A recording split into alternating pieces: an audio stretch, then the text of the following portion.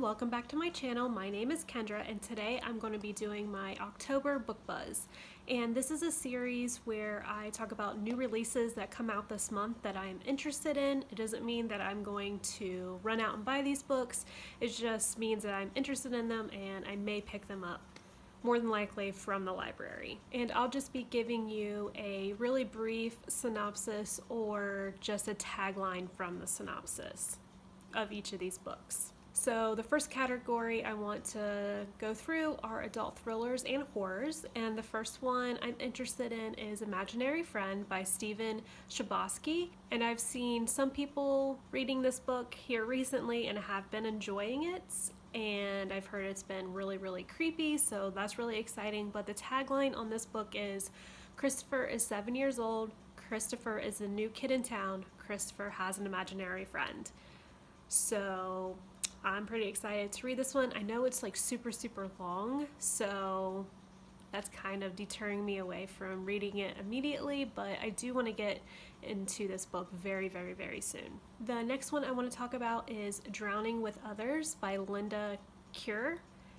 And the tagline on this one says, they have the perfect marriage, did one of them kill to get it? The cover on this book looks really intriguing, and also the synopsis sounds super intriguing. It sounds like it's going to be a domestic thriller, and I really like those, so I'm excited to check this one out. The next one I want to talk about is Little Voices by Vanessa Lilly, and the tagline on this one says, the voice in her head says he's guilty, she knows he's innocent. That sounds interesting, so I'm excited to check this one out too. The next one is The Lying Room by Nikki French. This one is about a married woman's affair with her boss spirals into a dangerous game of chess with police when she discovered he's been murdered, and she clears the crime scene of all evidence.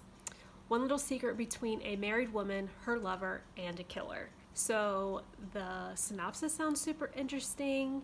It sounds like maybe another domestic thriller, maybe. And I really like the cover on this one as well. I like the purples in it. The next one I want to talk about is One Night Gone by Tara Liskowski. I have read this book and I really enjoyed it. I gave it 4 stars, but the tagline on this one says, it was the perfect place to disappear. Pretty fitting for what is actually in the book, so I liked it. I recommend this book. The next one is The Twisted Ones by T. Kingfisher. And the synopsis of this one says, when a young woman clears out her deceased grandmother's home in rural North Carolina, she finds long hidden secrets about a strange colony of beings in the woods. This sounds pretty creepy. Things in the woods. Scary. So I think this would be a good horror book for October. And the last thriller horror book I have is The Remaking by Clay McLeod Chapman. And this one says it's inspired by a true story. It follows a tale as it evolves every 20 years with terrifying results. This could be good. And since it's a true story, it's inspired by a true story, I think that really intrigues me. So hoping to check this one out as well. All right, now I want to go through adult historical fiction. The first one I have is The Giver of Stars by Jojo Moyes, and this is set in the Depression era in America, and it says it's a breathtaking story of 5 extraordinary women and their remarkable journey through the mountains of Kentucky and beyond. This one intrigued me because of it being set in Kentucky. I live close to Kentucky, and I've never really read any books about Kentucky in that time period, so I'm intrigued. The next one I have is The Dressmaker's Gift by Fiona Valpy, and this one is set in Paris in 1940. It's about a gripping story of 3 young women faced with impossible choices. How will history and their families judge them? I'm intrigued by books set in Paris, so this one sounds pretty interesting, and I really like the cover. It's really pretty as well.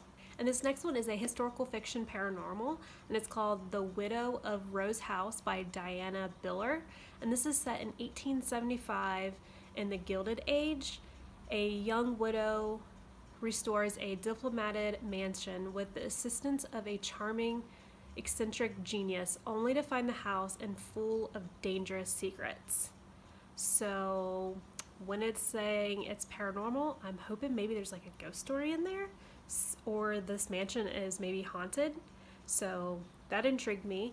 So I'm excited to check this one out as well. These next ones are adult contemporary / romance, and the first one I have is Twice in a Blue Moon by Christina Lauren.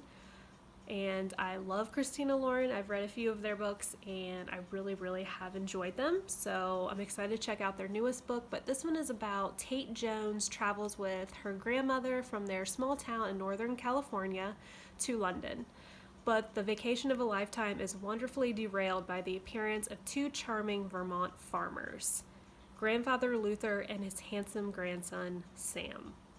So I'm assuming it's the love story of Tate and Sam, so I'm here for that. The next one is Everything You Are by Carrie Ann King, and this one says it's a haunting and lyrical novel about the promises we make and the forgiveness we need when we break them.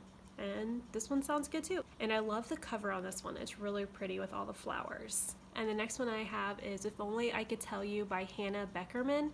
And this is a life-affirming novel that tells the story of a family divided and the secret that can possibly unite them. I got this one in my Book of the Month box, I think last month, and I haven't read it yet. I really want to read it. It sounds really good, and it could possibly be super heartbreaking, so I'm excited to read that one. The next one I'm interested in is Family Trust by Kathy Wang, and the tagline on this one says, "Some of us are more equal than others."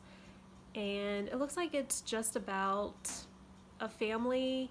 I'm really not sure actually, but the whole synopsis sounded pretty intriguing, so I'm excited to check this one out. And the next category I have is adult fantasy / paranormal. And for this one I have The Vine Witch by Luann G. Smith. And this one says it's about a young witch emerges from a curse to find her world upended in this gripping fantasy of betrayal, vengeance, and self-discovery set in the turn of the century France.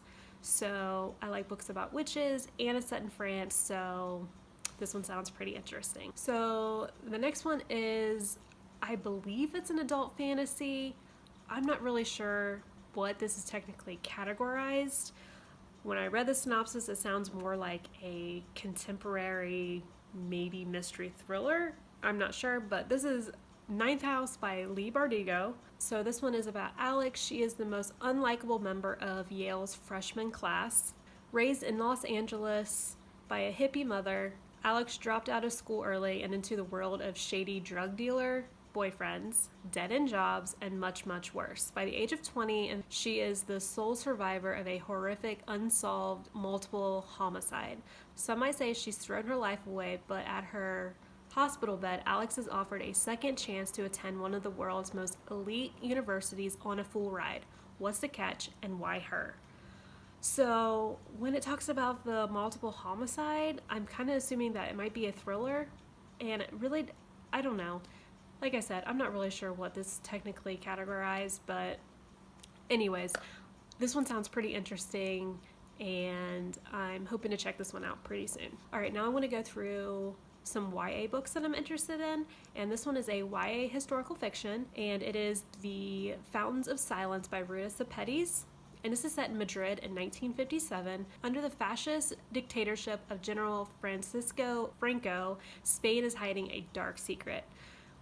I don't believe I read anything set in Spain, so that kind of intrigues me. And I have read one of Ruta Sepetys' books before, so I'm excited to check this one out.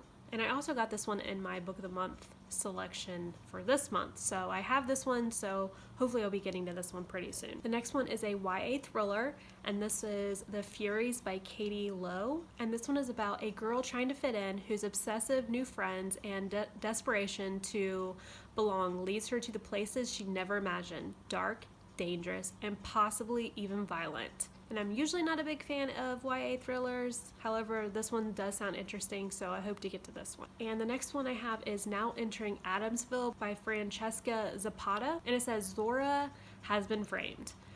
When someone burns down the home of the school janitor and he dies in the blaze, everyone in Addamsville points a finger at Zora. Addamsville has a history of tragedy, and 30 years ago, a similar string of fires left several townspeople dead. The arsonist was never caught. So this one sounds pretty interesting. I'm kind of intrigued by the arsonist aspect of this book, so hopefully I can check this one out soon. And the next one is a YA dystopia, and this one is called The Grace Year by Kim Liggett. This cover is really, really pretty. I love how it's pink. So the tagline on this one is, "Survive the year. No one speaks of the grace year. It's forbidden." So I'm intrigued. So I'm hoping to get to this one too. And the last one I have is a YA fantasy, and this is called Behind the Black Door by A.M. Strickland. And this one says, Camia, I think that's how you pronounce the character's name, was warned never to open the black door, but she didn't listen. Everyone has a soul. Some are beautiful gardens, others are frightening dungeons. Soul walkers, like Camia and her mother, can journey into other people's souls while they sleep. That sounds super intriguing. People that can go into other people's dreams. I definitely want to check this one out. So there you have it. Those are the books that I'm interested in that come out this month. Let me know in the comments if you're interested in any of these books, or if there's other books that I didn't mention that you think I'd like. Let me know. And until then, I'll see you in my next video. Bye!